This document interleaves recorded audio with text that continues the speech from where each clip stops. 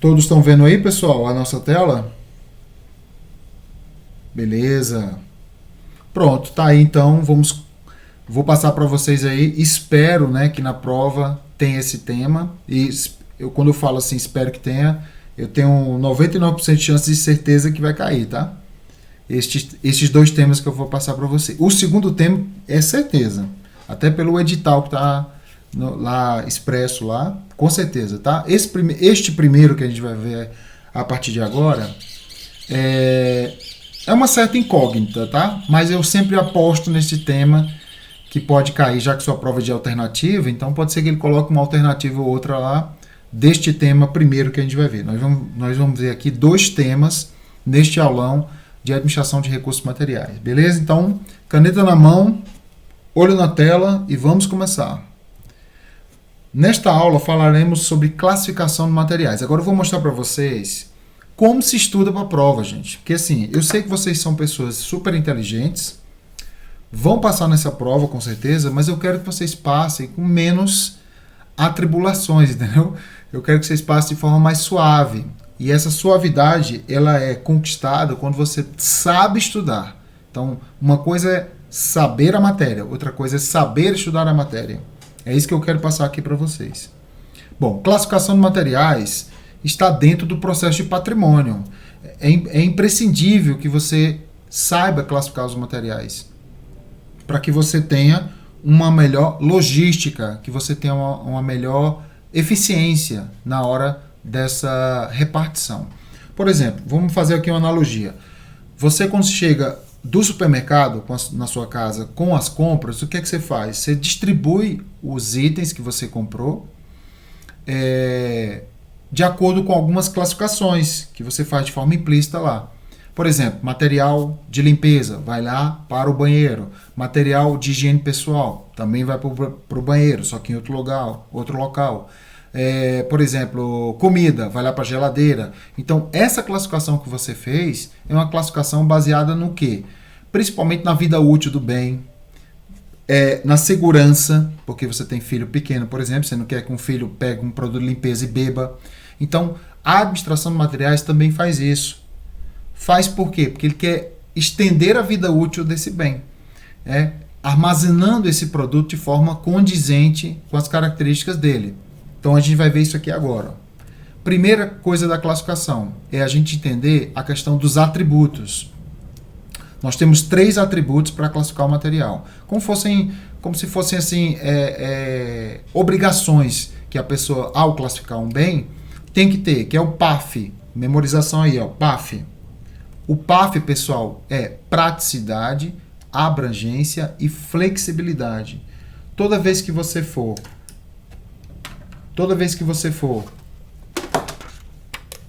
classificar o material, você precisa classificar o material de acordo com praticidade, abrangência e flexibilidade. E, ao mesmo tempo, na hora da classificação, você tem que ter objetivos e princípios.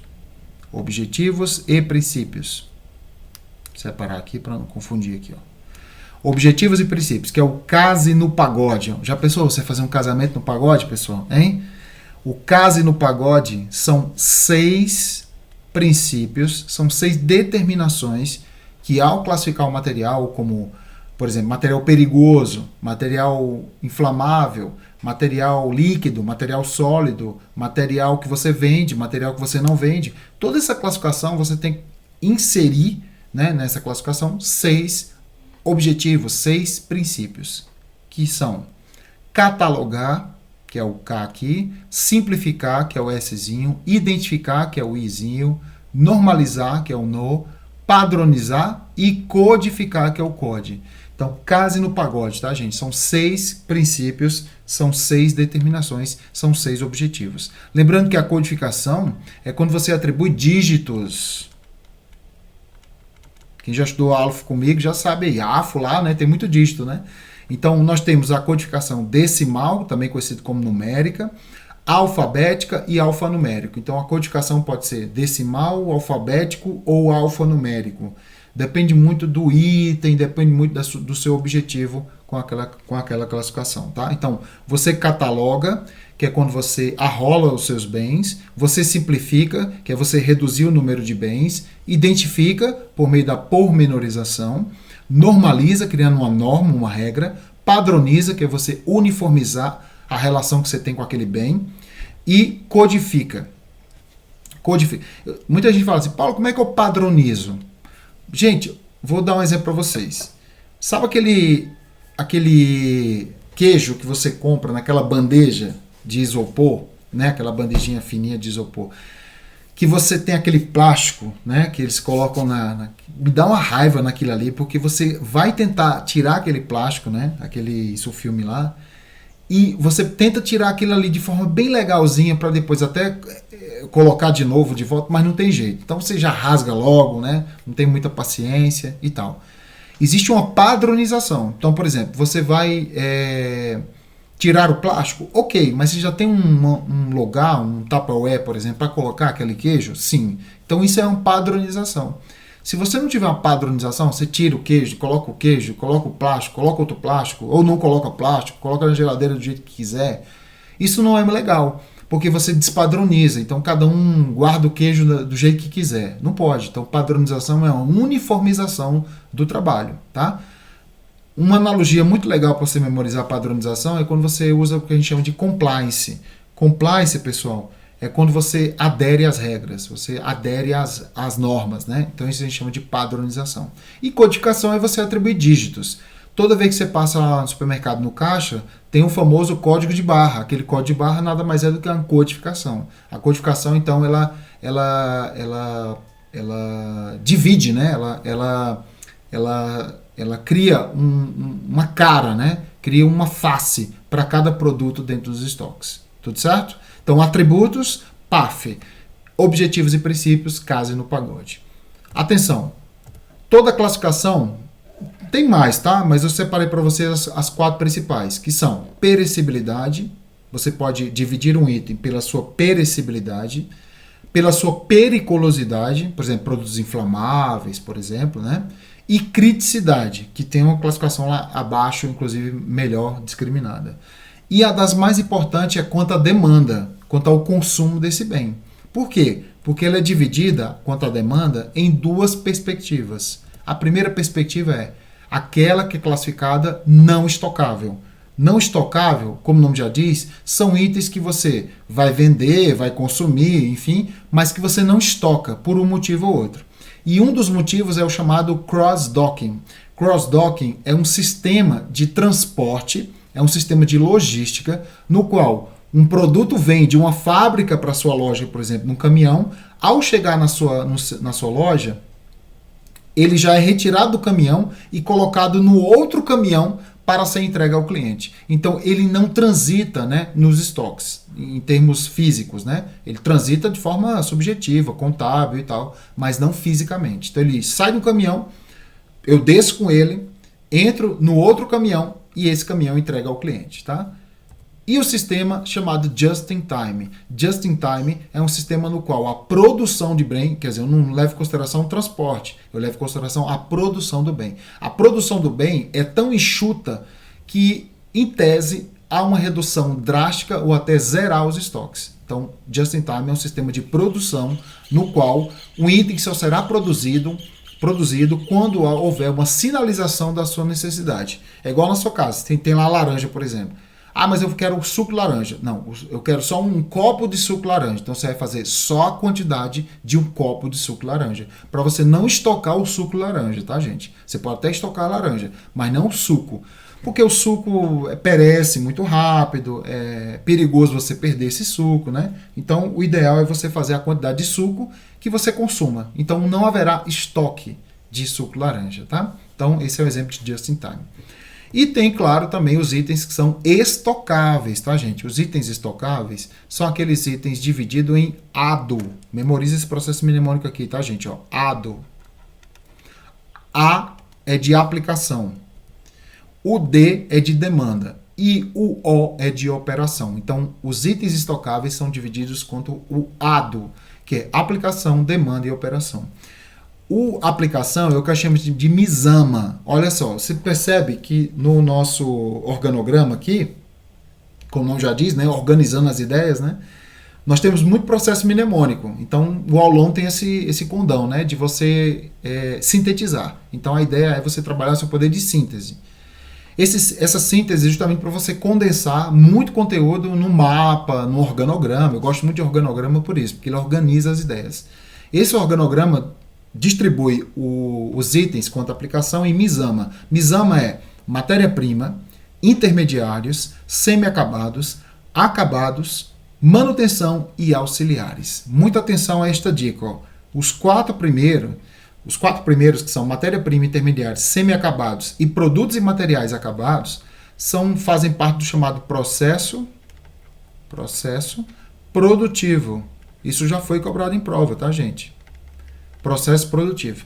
Então, um processo produtivo ele começa com matéria-prima, chamada de insumo, tá? Passa pelo produto intermediário, passa pelo produto semi-acabado, passa pelos materiais acabados e depois produtos acabados, porque o acabado tem duas divisões, tá? Material e produto, tá? São diferentes.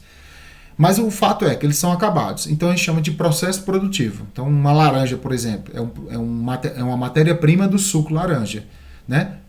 Já começou a cortar a laranja e fazer o suco, produto intermediário. Já terminou o suco, mas falta ainda colocar o açúcar, por exemplo, ou o adoçante. É um semi-acabado. Colocou o adoçante, já está pronto na mesa, produto acabado, tá? Esse é o MISA do Misama, né? E vem os produtos de manutenção e auxiliares. Esses dois aqui, eles não participam do processo produtivo, tá, gente? Não participam do processo produtivo. Os produtos de manutenção são os produtos de reposição. Por exemplo, eu tenho que trocar a graxa, o parafuso de uma máquina, por exemplo. E tem um estoque só para isso. Não participa do processo produtivo. E auxiliares são os produtos de expediente, né? Caneta, borracha, toner de impressora, né? Que tem muito no serviço público, por exemplo, tá? O Misama, pessoal, é nada mais, nada menos do que a localização sequencial dos itens. Então, se perguntar na prova, qual é a finalidade da classificação Misama, quanto à aplicação Misama? É a localização do bem. A próxima classificação é quanto à demanda. Essa é a mais cobrada em prova, sem dúvida nenhuma. Sem dúvida. De cada 10 questões, 9 são de classificação ABC, que é a classificação quanto ao efeito econômico do bem, dentro dos estoques. Tem itens que são mais volumosos, em termos de quantidade, e tem itens que são menos volumosos. E, geralmente, esses menos volumosos é o que dá mais trabalho para você em termos de custo, né? São classificados como os itens A. E aqueles que são menos onerosos são classificados como item C. E o do meio termo, item B. Já a classificação operação é a classificação XYZ. Muitos alunos nunca ouviram falar nisso aqui. Talvez um de vocês sejam esses aí. Então fique atento. Provas podem cobrar a classificação quanto à operação, que divide os itens em X, Y, Z. Sendo que essa classificação é quanto à criticidade, ó, que é essa criticidade aqui de cima. Ó. Os itens podem ser muitos ou menos essenciais, podem ser de alta substituição ou de menos substituição, e podem ser de muita facilidade de aquisição ou de menos facilidade de aquisição. Uma dica, o item Z, ele é o item que seria o A na classificação quanto à demanda, tá? Só que o Z, ele não leva em consideração a questão econômica do bem. Não é se o item é mais caro ou se o item é mais barato. É se o item, ele é importante, muito importante ou menos importante para o seu processo produtivo. Vou dar um exemplo. Água. Água, na nossa casa, não é um item assim dos mais caros. Né? Concordemos que não é um item tão caro assim. Tem um condomínio, tem a gasolina do carro, tem a escola das crianças, que são itens muito mais caros do que a água que você consome na sua casa. Não estou dizendo que é barato, tá, gente? Estou dizendo que no item geral não é um dos mais caros. Em relação à demanda, beleza. Mas em relação à operação da sua casa, operacionalizar a sua casa. Já pensou sua casa 3, 4 dias sem água? Entendeu? Então, a água para nossa casa é muito essencial, quase que insubstituível, principalmente para tomar banho, lavar louça, praticamente não existe outra coisa, né? E muito difícil de adquirir em termos volumosos. Ah, mas eu comprei ali água no supermercado, mas água para beber ali, né, andando no parque da cidade, tudo bem. Mas para tomar banho, lavar a louça, como é que você vai comprar água para fazer isso? Né? É muito complicado. Então a logística para ter acesso é complicado. Então normalmente a gente classifica como Z, porque é um item que é insubstituível, difícil de adquirir e tal. Agora, refrigerante na sua casa, a gente classifica como X, né? É um item praticamente você é substituível demais, né? Por suco e tudo mais. Então, cuidado nessa classificação demanda e operação. Demanda é quanto esse item me custa para ter, quanto eu investi para ter. Operação é como esse item é importante ou não para as operações da minha casa. Nesse caso, com analogia com uma fábrica, com uma indústria, por exemplo. Tá? Bom, claro que a classificação mais importante para a sua prova é a classificação ABC. A classificação ABC, pessoal, pode ser representada por um gráfico, chamado gráfico ABC, ou de curva ABC, na qual eu tenho no item Y, no eixo Y, o valor do estoque, e no eixo X, a quantidade de bens nesse estoque. Tá? Normalmente, numa relação de 100%, né, eu tenho 100% aqui, e aqui eu tenho 100% também. Eu tenho 20% de quantidade de bens que representam 70% do valor, tenho uma relação de 30%, 20 mais 30 é 50, né? Que representam 20% do valor, então 70 mais 20, 90, para fechar o gráfico, né? E os outros 50% de itens restantes, finalizando os 100% de itens, equivale apenas a 10% do valor, finalizando os 100% de valor do estoque. Para classificar um item como ABC, você leva em consideração a relação do quantidade de bens com o valor do estoque. Para CA, tem que ser uma quantidade de bens pequena com uma quantidade de valor muito grande. Então, item A. Para ser item C, tem que ser uma média quantidade de bens com a média quantidade de valor. Tem que ter uma média, tá? Não é a média matemática, é uma média estatística, tá? E para CC, para ser C, né, aqui continua sendo B, né? Para ser C, é preciso que tenha uma quantidade imensa de itens com a quantidade pífia, né, de valor. Então, isso a gente classifica como item C. Então, o item C, o item A, B, C, tem uma relação inversamente proporcional em relação ao valor de investimento, de venda, de manutenção, de custo, dá na mesma na prova, tá? Sendo que A tem maior quantidade de valor, o B tem média quantidade de valor e o C tem menor quantidade de valor. A outra variável é a quantidade de itens para o estoque, né? Perdão, aqui, né? Aqui é estoque. A quantidade de bens para o estoque para CA tem que ser uma menor quantidade. O item B, médio, então veja, ó, o item B é o pior. Vou explicar para você na prova que o B é o pior de todos para você encontrar, tá? Porque ele é médio. É ideal que você encontre na prova sempre o item A e ou o item C, que são os extremos, tá? O item B nunca é legal você encontrar de primeira, porque ele é a média. E o item C é o de maior quantidade. Então, para a sua prova, qual a atenção que você vai ter? Né? Qual a atenção especial que você vai ter? É o item A, eu digo mais especial, tá? Porque todos você vai ter que ter atenção. Mas qual deles você vai ter uma atenção especial? É o item A, é o item B ou o item C? Claro que é o item A, né, pessoal? Tem a maior atenção. Por quê? Porque são os itens mais caros, ó. São os itens mais caros no estoque. Vê a diferença da classificação XYZ, né? Lá é quanto à operação da organização. Então, o item maior, você vai ter mais atenção ao item A. E o item C, você vai ter uma menor atenção. E, claro, o item B, uma média atenção. Tá? Tudo isso relacionado a esse gráfico. Ó. Então, o item A é aquele que tem menor quantidade de bens, que tem um maior valor.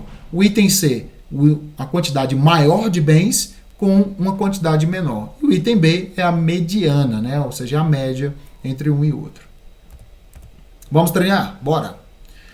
Aqui ele fala assim, ó, os materiais são classificados em A, B, C, ok? Sendo que os pertencentes à classe A apresentam em menor número de itens em relação ao quantitativo de itens, né? E o maior custo total ou maior investimento, porque são os itens mais caros. Então, a primeira está correta. Segunda, os materiais A, B, C, ok? São A, B, C, beleza? Sendo que os itens C apresentam menor número de itens. Errado, né, pessoal? Menor número de itens, não. E o maior custo, pior ainda. Então essa segunda é a pior de todas. A C tem maior quantidade e menor valor. Próxima, os materiais são classificados em ABC? Sim, beleza. Sendo que os pertencentes ao A tem maior número de itens, aqui já matou, ó. Não tem maior número de itens, tá? Mas tem o maior custo? Opa, tem maior custo, aí tá correto. Mas tem uma maior quantidade de itens? Não. Então tá errado essa aqui. E a próxima é, os materiais são classificados em ABC, beleza, sendo que os itens C apresentam em maior número de itens, maior número, correto, e o menor custo total de investimento ou o menor custo total, correto. Então essa aqui está verdadeira. Na prova, pessoal, se você já sabe que a primeira é verdadeira, tá? Ou a primeira é falsa, você já vai às alternativas, tá? Você só não vai às alternativas se você não tiver certeza se está certa ou errada. Mas se você tiver certeza que está certa, vá às alternativas, porque se você já detectou que a primeira está certa, já dá para eliminar a letra a letra B e a letra D, ó. Entendeu? Já dá uma, né? Já dá aquele up, né? Você vai, opa, já estou entendendo esse negócio aqui, você já dá mais confiança e tal, tá? Ah, não sei, vai na próxima. Você pode eliminar também pela próxima, tá? Então a resposta certa é a letra, a primeira está correta, a segunda está correta, então a resposta certa é a letra E, né? Só as duas do meio estão falsas. Tranquilo? Alguma dúvida, minha gente? Lamentações, angústias? Lamentações e angústias sempre muitas, né? Perfeito? Vamos partir para a próxima. Olha essa próxima. Essa próxima não é para você errar. Essa próxima é para você perder tempo, né? Porque você vê uma tabela desse tamanho aqui, né? Já vê uma questão desse tamanho, já fica nervoso, nervosa. Mas às vezes são as mais fáceis, tá? Fique tranquilo, tá? Aqui ele deu uma tabela, que é a tabela ABC, né? Onde ele colocou o item, que é o medicamento, né? Porque a prova foi para farmacêutico, né? Na sua prova, por exemplo, não é Detran? Ele vai trocar aqui, por exemplo, material de expediente, né? É uma coisa pertinente ao Detran, né? Está estudando para uma universidade, vai, por exemplo, compra de comida. Na universidade compra comida, né? Para o restaurante universitário, por exemplo. Então ele vai trocar só o item, tá? A mecânica é a mesma. Então o medicamento, a quantidade de consumo, o valor unitário, o valor total, o percentual de cada um e o percentual dele no total dos 100%. Lembrando que tudo é 100%, tá, gente? Ó, 6 itens equivale a quanto? 100%. Você não está estudando só 6 itens? Tá? Não são 6 itens? Sim, então 6 itens vale 100%. E eles valem quanto? 100%. Entendeu? Ah, mas vale R$1 e 6 itens. 100%. R$1 vale 100%. Se você quiser colocar no gráfico, fica 100% de um lado e 100% do outro, tá? Uma dica. Ah, mas é importante você ler tudo? Sim, mas olha, a dica importante para a sua prova é isto, gente, ó. Se liga no percentual total desse bem, de cada um, tá? Que ele representou aqui, ó, no acumulado, tá? Então essas são as duas colunas mais importantes. É o percentual de cada um ou o percentual acumulado. Dá na mesma, ó, 57,7 mais 17% do item 2 dá 72,7. Então, a última coluna da direita é apenas o acumulado da anterior. Você pode usar qualquer uma das duas. Eu recomendo essa aqui, tá? Né? Porque ela está separadinha, bonitinha, né? Cada um com o seu percentual. Aí você vai dizer, Paulo, mas no comando ele não falou quantos itens são A, quantos itens são B, quantos itens são C. Aí onde vem a pegadinha do examinador. Aí a questão subiu de nível. Você tem que saber, pessoal, que para ser item A tem que ter uma quantidade de bens, ó, uma quantidade de bens menor e um valor maior. Entendeu? Essa é a premissa básica. E os itens C? Os itens C, pessoal, os itens C tem que ter uma quantidade maior e um valor menor. Entendeu? Essa é a premissa. Se você lembra dessa premissa, não tem como errar em prova. Ó, não tem 6 itens, tá? Raciocínio lógico agora. Se tem 6 itens e um deles tem que ser menor em quantidade, para ser menor em quantidade, só pode ser um deles. Entendeu? O item A tem que ser só um. Entendeu, pessoal? Porque se ele... o item A pode ser 2? Pode. Mas o item B tem que ser 2. Entendeu? Para que o item C seja, né, seja 2 também. Então não tem como o A ser 2. Para o A ser 2, aí você vai dizer, o A pode ser 2? Pode. E o B pode ser 1? Não pode, porque aí o B teria menos quantidade do que o A. E o A tem que ser menos quantidade. Então é uma interpretação, tá? Então Então, essas questões que vai até 6, 7, 8, dá para fazer assim. Mais do que 8 itens, aí o examinador vai ter que dizer que A é tanto, B é tanto, C é tanto de quantidade, tá? Vamos fazer a questão aqui para você ver como é que funciona. Vamos lá. Ó, primeiro dado importante é, temos sempre menor quantidade de item A. Isso é primordial. O segundo dado importante, temos sempre maior quantidade de C. Tá vendo? Eu não coloquei B, porque B você deixa de lado. Vai encontrar, pessoal, na prova o item A e o item C, que são os extremos do contexto de quantidade e valor. E o item 3, né, é o item B. O item B é o que sobrar, né? É o que sobra. Logo, pelo caso concreto, temos 6 itens. Se temos 6 itens, o item A só tem 1, né? Para que haja essa desproporcionalidade. Classificação ABC tem que ter desproporção, tá, gente? Tem que ter menos num lugar e mais no outro, tá? E o que é o mais oneroso de todos, o item B tem 2 itens, que é a soma de média onerosidade, e o item C tem que ser 3 itens. Então, veja, pela interpretação do texto, vai ficar A com 1 item, B com 2 itens e C com 3 itens. Isso é interpretação. Ah, não, mas na prova pode cair que cada um tem um percentual? Tem, melhor ainda. Só que aqui ele já quebrou a galera porque ele não deu o percentual. Isso foi uma certa maldade do examinador, tá? Vamos lá, fazer a conta então agora. Ó, para ser item A, ele deve ocupar no espaço amostral de 100%, né, um maior percentual. Qual o medicamento que ocupa o maior percentual, pessoal? Ó, vai nessa coluna aqui, ó. Esquece as outras. Essas outras só servem para encher linguiça, ó. É o percentual 55,7, ó. Não tem nenhum percentual que chegue perto dele, ó, 57. Então, o medicamento número 1 vai ser A. Simples assim, entendeu? Para ser itens, tá vendo como eu pulei o B, ó? Eu vou no C, tá? O C tem quantos? Tem item 3. Ah, como é que eu sei que tem 3? Porque o item B tem 2, porque o item A tem 1. Então é a questão de proporcionalidade. O item C tem que ter... Ó, o item C, pessoal, tem que ter mais itens do que B. Pronto. Se o item B tem 2, o item C tem que ter 3, 4, 5, 6, 7, entendeu? Então o item C tem 3 itens, né? Que são os itens mais baratos. Então você vai de baixo para cima agora. Qual o item mais barato? O item mais barato é o 6, o segundo mais barato é o 5 e o terceiro mais barato é o 4. Então juntando os 3 dá 10,2, ó. Esses 3 aqui, pessoal, 4, 5 e 6, ó, eles equivalem no total de 100% apenas 10,2. Quer dizer, eu tenho um item, que é o medicamento 1, que vale 57,7%. A metade, mais da metade do valor está no item só. Então imagina aquele remédio que você compra controlado, tarja preta, entendeu? Caríssimo, né? Então só ele vale a venda da farmácia inteira no dia. Se a farmácia vendê-lo, já vendeu a venda do dia, né? Já o item C é aqueles itens Dorflex, entendeu? Aqueles que usam para descongestionante. Então, a venda muito ali do dia a dia, mas muito barato. Se você vender muitos durante o dia, não chega nem perto do item 1, né? Que é o item mais caro do estoque, né? 10,2. E a sobra, que são os dois mais baratos, né? Equivalendo aos 100%, é o item 2 e 3, que equivale a 34%. Aqui, inclusive, ó, deu 34%, mas é 34,1%, né? Aqui o examinador comeu bola, faltou 0,1% aí, mas esse não vai brigar com a questão não, né? Então, gente, qual a resposta correta aqui, ó? O item A é o item 1, 2 e 3, você já matou porque só tem um item A, ó. Então a letra A já não pode ser. Mesmo que esteja o 1, que é o correto, ó, ele falou que era 2 e 3. O item pertencente ao A é o 3 e 4. Não, você já sabe que é um só, né? O item, letra C, pertence à classe B, o item 4 e 5. Não, é o item 2 e 3. Ó. Então a resposta é errada.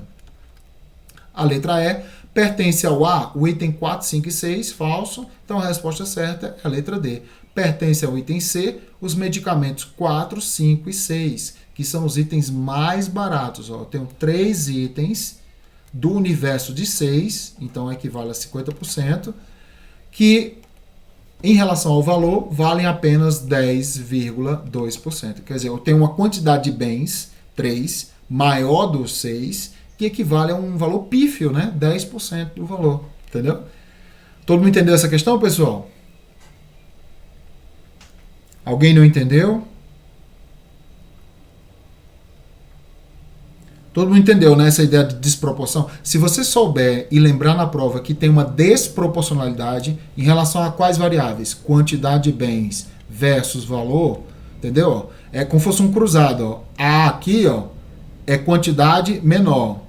Vou até colocar aqui para baixo, para ficar bem ilustrativo. Ó. A quantidade de bens de A é menor, mas aí, ó, o avesso, ó, a quantidade de A em valor é maior, tá vendo? É uma relação inversamente proporcional. Já o C tem uma quantidade maior, mas se você levar em consideração o valor, tem uma quantidade de valor menor. Então, se você lembrar que tem uma desproporcionalidade, você jamais erraria essa questão, tá? Assim como qualquer outra de analogia igual aqui, tá? Próxima. O enfermeiro da unidade de clínica cirúrgica deve realizar a previsão dos materiais. A previsão de materiais é um dos componentes de controle de estoque, compreendendo ações gerenciais para a determinação do quanto comprar. Desta maneira, é correto afirmar que aqui tem 4 alternativas que falam de assuntos diversos, mas tem a letra C, que é a que nos interessa.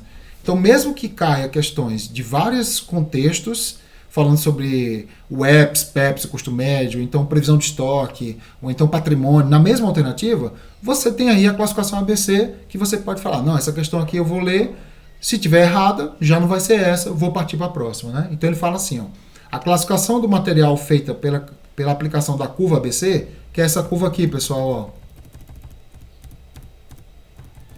Essa curva aqui, ó. Quem não entendeu assim, Paulo, cadê essa expressão curva? Curva é isso aqui, pessoal, ó. Ó.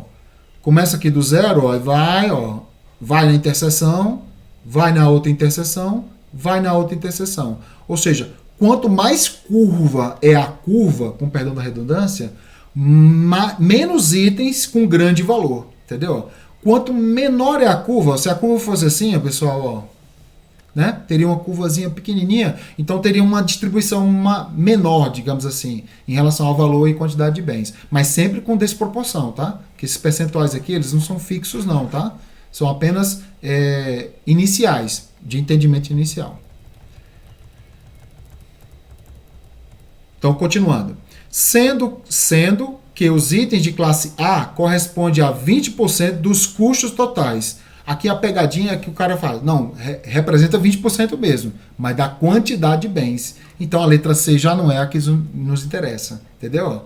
Então, quando ele perguntar correta, né, então a letra C já não é. A resposta certa, na verdade, é a letra B, né, que ele fala que a estimativa do material deve ser comprada dependendo do consumo, óbvio.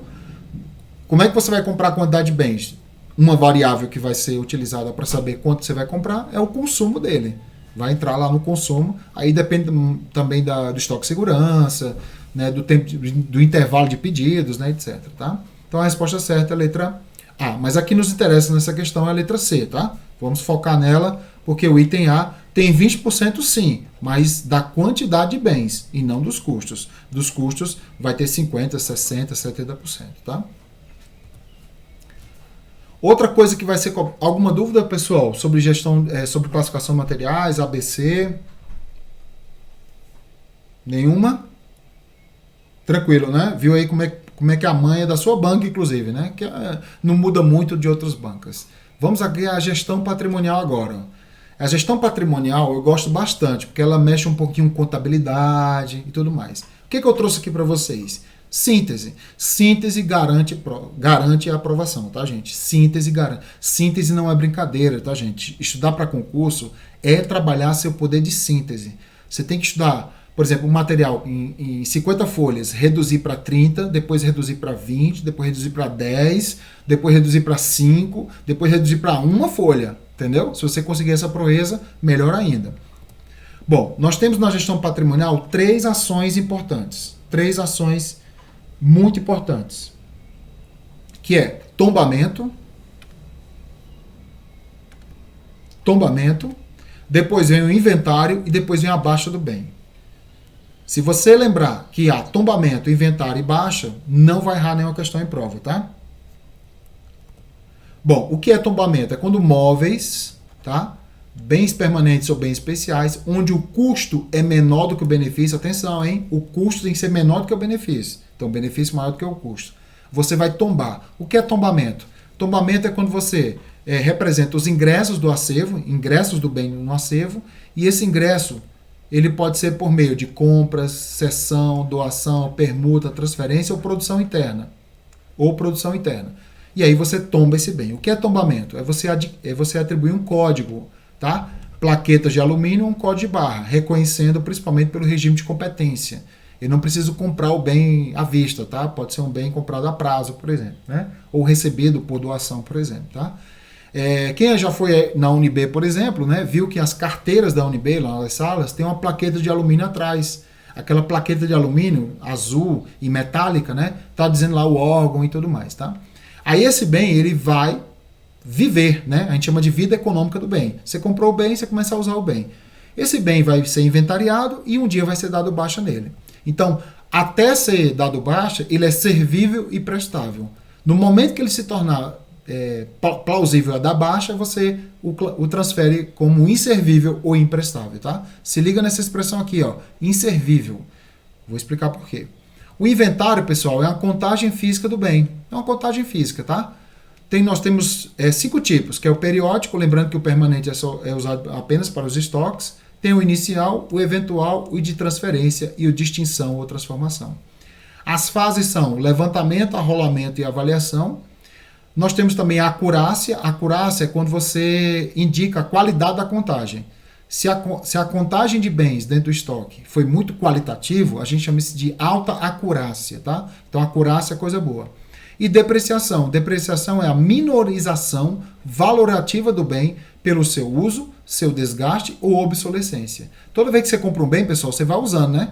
E vai usando, é igual o carro, né? Aí o carro, na hora vai chegar uma hora que ele vai não valer mais nada. A gente chama esse processo de não valer nada de depreciação. É um aspecto contábil do bem. Bom, aí você vai fazer o inventário. O inventário é para isso, é você contar o bem, uma contagem física e financeira, e ao mesmo tempo um controle para saber o estado físico dele, se ele foi roubado, se ele já existe, se ele ainda existe, se ele existe e está funcionando, etc. Só que vai chegar uma hora, pessoal, que esse item não vai servir mais, ou ele vai se tornar imprestável. Aí você declara baixa. O que é baixa? Baixa é a saída do bem, é o contrário do tombamento, né? Que é a entrada do bem. Do acervo, por ele ser inservível, que é o raio. Raio são os motivos de inservidão. Quais são os motivos? Raio é recuperável, antieconômico, irrecuperável ou se tornou obsoleto. Desculpa, gente, não é obsoleto não, tá? Eu que errei aqui, tá? Não é obsoleto não, é ocioso. Corrigindo aqui, tá?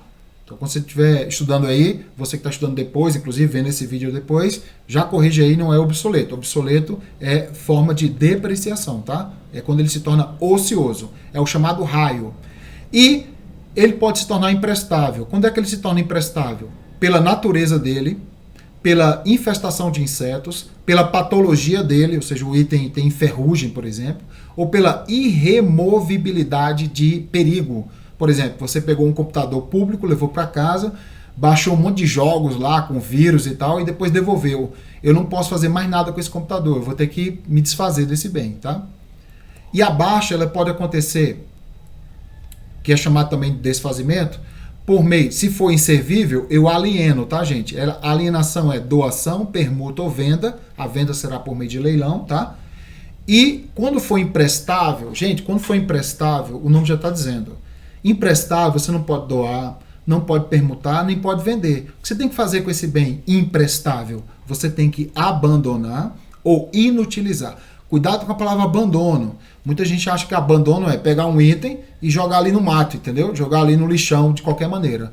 Não. Sabe um exemplo de um item que eu não abandono? Assim, a palavra abandonar significa abandonar com critério.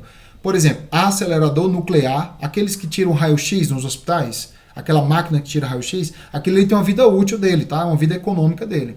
Quando a vida econômica dele não servir mais, o que eu vou fazer com o acelerador nuclear, pessoal? Um negócio dá câncer e dá tudo. Eu vou vender aquilo ali? Não.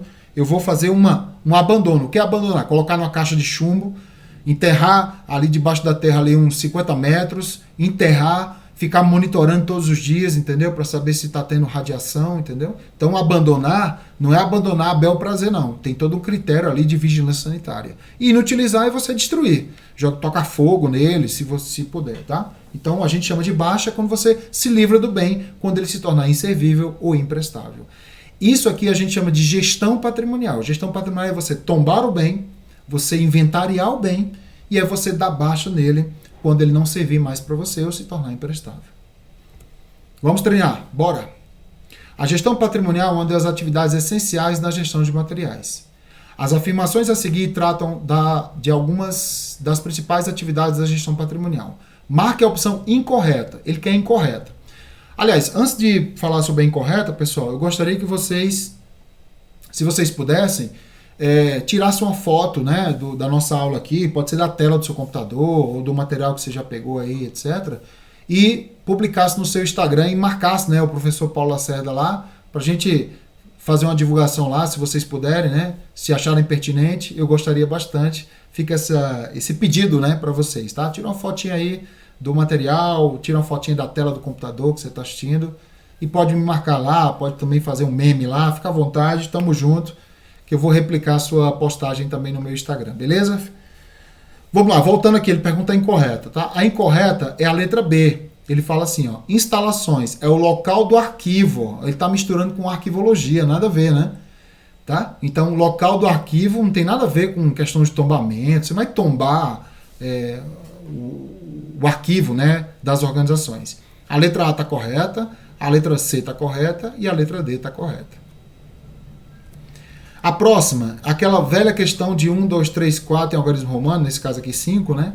Que são questões maravilhosas. Eu gosto dessas questões porque se você está perdido em uma, você pode resolver em outra, né? E etc. Vamos lá então. Ó.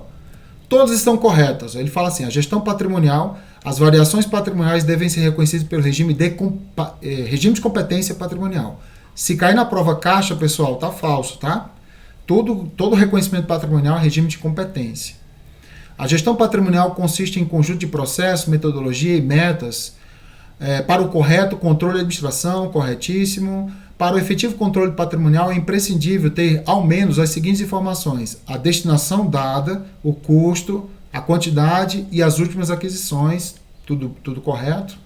O controle patrimonial de uma organização se inicia com a entrada de um bem no acervo patrimonial, que é o tombamento, que ocorre com a inclusão desses bens mediante compra, cessão, doação, permuta, transferência e produção interna. Correto. Ele colocou E aqui, mas tem outras formas, tá, gente? Isso aqui são só exemplos. Correto? E 5, são atividades de controle patrimonial. Tombamento? Sim. O registro? Sim. A guarda? Sim. A movimentação? Sim. A baixa? Sim. Dentre outras. Aí ele ficou mais correto que ele falou dentre outras, né? Então a resposta certa, letra A. Movimentação de materiais é quando o item ele sai de uma área da administração para outra área da administração, tá? Chama movimentação de materiais. Próxima. Na gestão patrimonial, o registro das características e das quantidades determinadas pelo levantamento consiste na etapa de inventário denominada de arrolamento, tá, gente? No inventário, pessoal, nós temos 3 fases. A fase do levantamento, a fase do arrolamento e a fase da avaliação. Dica, levantamento é para saber quanto tem. Tá? Quanto de itens tem lá, né? De forma muito subjetiva. Quanto tem? Tem 1 milhão de itens, beleza. O arrolamento, pessoal, significa você atribuir características desse bem. Quais são as características dele, tá? E a quantidade específica de cada bem. Então, quantas camisas você tem no seu guarda-roupa? Tenho 200, é levantamento. Aí, quais são as características das camisas? As camisas são de seda, as camisas são de algodão, entendeu? Aí já é o arrolamento. E a avaliação é você atribuir valor, tá? Né? Aí eu pergunto, essa camisa de seda vale quanto? Tanto. A camisa de algodão vale tanto. Então já seria a avaliação. Então levantar é quanto tem. Arrolar é quais são as características e a quantidade de cada um. E a avaliação é atribuir valor. Quando ele fala de características e quantidade, só pode ser arrolamento. Beleza? Próxima. O inventário visa a, entre outros pontos, possibilitar a fiscalização dos bens. Sobre o tema, leia as sentenças abaixo e assinala a alternativa correta. Vamos lá de novo. Ó. A única incorreta, pessoal, é a número 1. Ele fala, nunca. O inventário físico corresponde à contagem de estoques da empresa, verificando se as quantidades obtidas correspondem aos controles administrativos e contábeis. A contagem física do estoque nunca pode ser igual à quantidade do estoque registrado contabilmente. Nunca não. Eu vou buscar a igualdade. Ah, mas eu encontrei uma diferença. Essa é a vantagem do inventário. É você buscar a igualdade, se houver maravilha, mas tem diferença. Ok, maravilha também. Vou lá investigar por que tem essa diferença. Então dizer que tem nunca, não tem nada a ver, né? Então, o inventário número 2 está correto e número 3 está correto aqui, tá? Ele fala sobre a avaliação patrimonial, que é a atribuição do valor. Lembre-se, tá, gente? Ó, o inventário é dividido em 3 fases. A fase do levantamento, para saber quanto tem daqui, quantos itens tem no meu estoque, tá? A segunda é arrolamento. Arrolamento é saber as características e a quantidade específica de cada bem. É saber a quantidade. Então, o levantamento é mais fosse uma catalogação. E, por fim, a avaliação. A avaliação é a atribuição de valor desse bem, tá? Eu vou atribuir valores a esse bem, caso, inclusive, não tenha esses valores. Próxima. As sentenças abaixo discorrem sobre a classificação e controle dos bens móveis, subordinados à administração patrimonial. Sobre o tema, leia as sentenças e assinale a alternativa correta. Mais questões de 1, 2, 3, 4, que são questões maravilhosas, porque se você está titubeando em uma, você pode ir na outra, né? A primeira questão está correta, né? Os bens móveis são agrupados em 2 grupos, material permanente e material de consumo.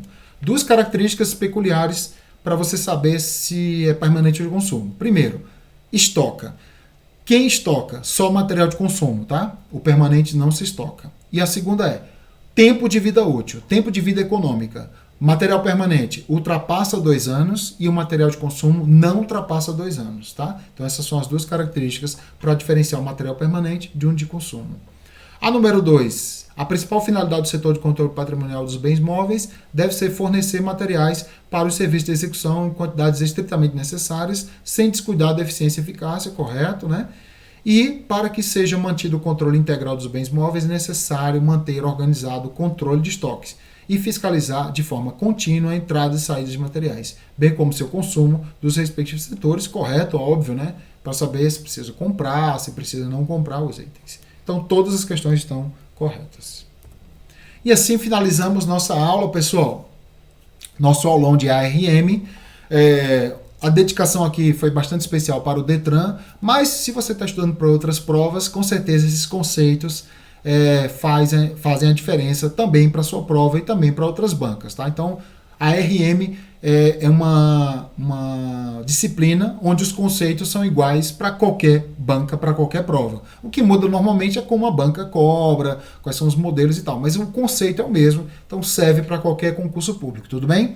Você que está assistindo esse vídeo, gostaria que você se inscrevesse no nosso canal, claro, que você curtisse o vídeo, compartilhasse com seus colegas, isso é muito importante para o nosso canal, até para fomentar novos aulões aí para vocês. E claro, fiquem ligados em novos aulões e também nos aulões que já foram aqui na nossa página. É só você pesquisar aí na nossa página, você vai ver aí vários aulões de várias disciplinas que nós já ministramos, que vão te ajudar aí nessa caminhada para concurso público, beleza? Se você quiser o material impresso, ele está aqui na descrição desse vídeo, pode buscar aí na descrição, você vai encontrar o link aí com o material, para você também te ajudar nessa empreitada, né? Você assistir a aula novamente com o material na mão, ajuda no aprendizado, é esse que é o nosso intuito aí, beleza? Mais uma vez, inscreva-se no nosso canal, compartilhe com seus colegas, curta o nosso vídeo, se você achar pertinente. Fico muito feliz aí da sua participação, mais um aulão aqui, finalizado, com qualidade, ajudando vocês aí nessa caminhada. Eu sou o professor Paulo Lacerda, a gente se vê por aí, bons estudos a todos e até a próxima.